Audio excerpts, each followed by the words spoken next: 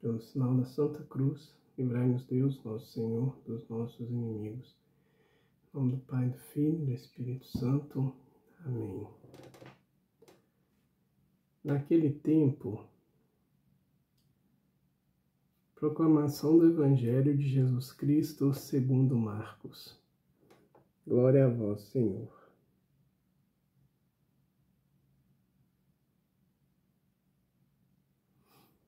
Naquele tempo, Jesus tomou consigo Pedro, Tiago e João e os levou sozinhos a um lugar à parte, sobre uma alta montanha, e transfigurou-se diante deles.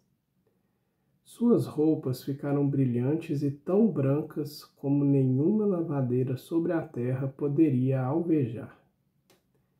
Apareceram-lhe Elias e Moisés, e estavam conversando com Jesus. Então Pedro tomou a palavra e disse a Jesus: Mestre, é bom ficarmos aqui.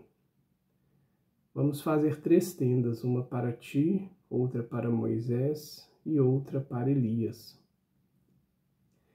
Pedro não sabia o que dizer, pois estavam todos com muito medo. Então desceu uma nuvem e os encobriu com sua sombra. E da nuvem saiu uma voz: Este é meu filho amado. Escutai o que ele diz. E de repente, olhando em volta, não viram mais ninguém, a não ser somente Jesus com eles. Ao descerem da montanha, Jesus ordenou que não contassem a ninguém o que tinham visto, até que o Filho do Homem tivesse ressuscitado dos mortos. Eles observaram esta ordem, mas comentavam entre si o que queria dizer ressuscitar dos mortos. Palavra da salvação, glória a vós, Senhor. Querida e querida de Deus, paz e bem. Hoje a igreja está em festa, a festa da transfiguração do Senhor. Como é importante para cada um de nós entender a transfiguração de Jesus. Observar o que ocorreu diante de 3 dos discípulos, podemos dizer, dos discípulos mais íntimos de Jesus. Dentro dos 12, os 3 mais íntimos de Jesus. Os mesmos discípulos que estavam com Cristo no Getsemane. Jesus transfigura na frente deles. Jesus, ele mostra aos seus discípulos que ele é Deus. E mostra, inclusive, a sua face de Deus. Percebam que a palavra diz que ele transfigurou, ou seja, mudou a aparência. As roupas ficaram brancas, ficou com muita luz. Porque é importante para cada um de nós sabermos que Jesus é Deus. E é importante para nós que temos fé.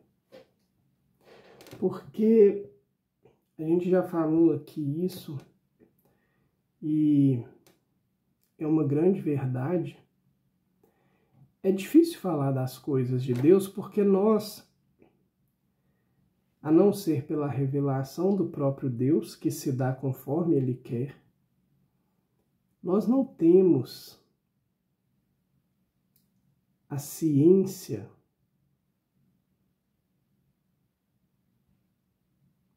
do nosso Deus. Nem vamos ter. Não é uma preocupação para cada um de nós. Mas Jesus, ele é sensível à nossa necessidade humana, que é ter algo palpável, ter algo concreto. Por isso ele se revela como Deus, porque ele é homem e é Deus. Para que a gente entenda isso. Muito mais que a gente entenda, né? Mas para que a gente tenha mais elementos para auxiliarmos na nossa fé, porque lembremos que o próprio Jesus diz sobre cada um de nós: somos homens e mulheres de pouca fé, homens e mulheres muitas vezes cabeça dura, coração de pedra.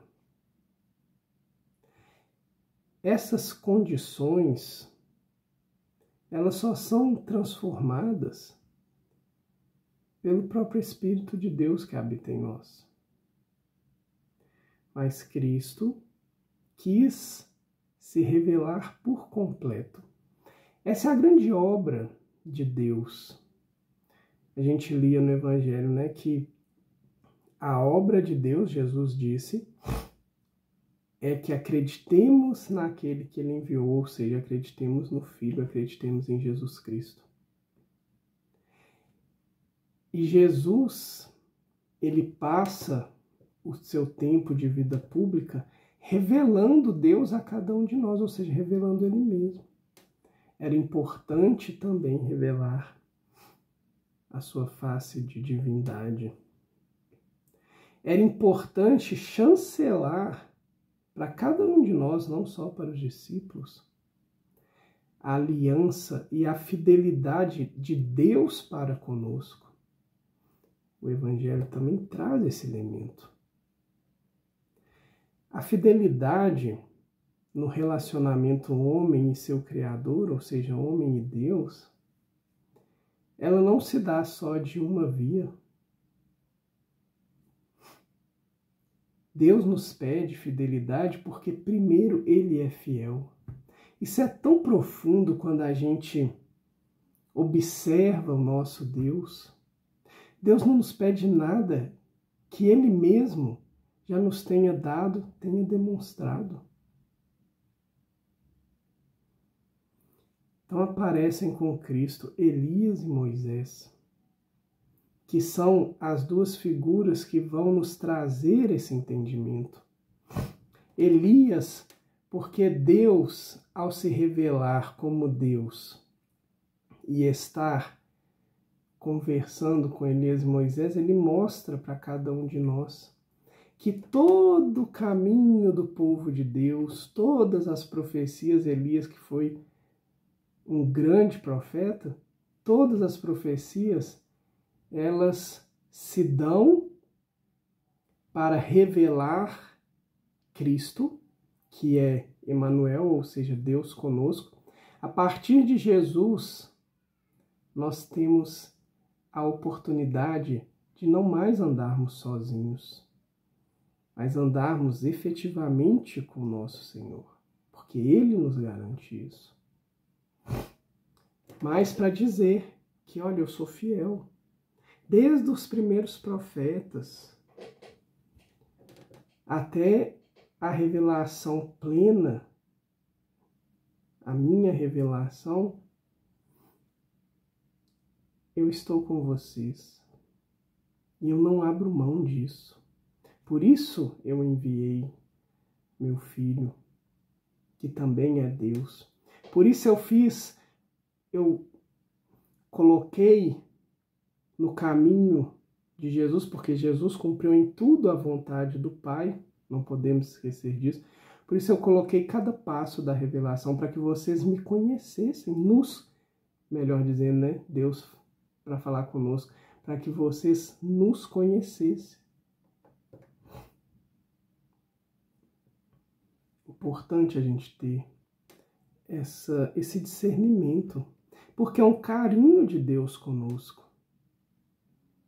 De forma alguma, Deus é aquele Deus longe, distante, inacessível, que nos assiste de longe, não. Nosso Deus é aquele que está muito perto, desde sempre, mas muito mais a partir da vinda e da restauração da vida por meio da entrega de Jesus. E Moisés, para que Deus também lembre do outro lado, da nossa aliança. Moisés é quem recebeu de Deus as tábuas da lei, e Jesus, que revelou tudo de Deus para cada um de nós, ele disse: não vim para revogar a lei, mas para dar pleno entendimento da lei. Então, a nossa parte da aliança, acreditar em Cristo e cumprir os mandamentos. A nossa parte. Porque a aliança é sempre uma via de duas mãos. A aliança, ela é de um ou mais com outro ou mais pessoas. A nossa aliança com Deus, ela tem, né, essa revelação por meio da transfiguração de Cristo. E aí a gente tem que guardar no nosso coração, e para terminar a reflexão, é importante que a gente conserve essas palavras. Este é meu filho amado, escutai o que ele diz. Isso é profundo e belo demais. Escutai o que ele diz. É o que Deus nos pede. Escutai o que Jesus diz. Como que nós vamos escutar o que Cristo diz? Nós temos caminhos. Primeira coisa, comunhão. Porque como que nós queremos escutar Jesus se a gente tem Ele à nossa disposição, porque Ele se dá fisicamente e a gente não busca? Primeiro passo para escutar Jesus é recebê-lo na nossa casa, que somos nós mesmos, na comunhão. Segundo passo, também relacionado à Eucaristia, adorar Jesus eucarístico. É fundamental.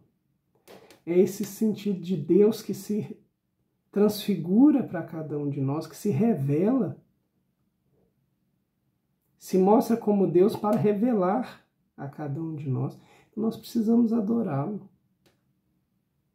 Esse terceiro passo para escutar Jesus, palavra de Deus.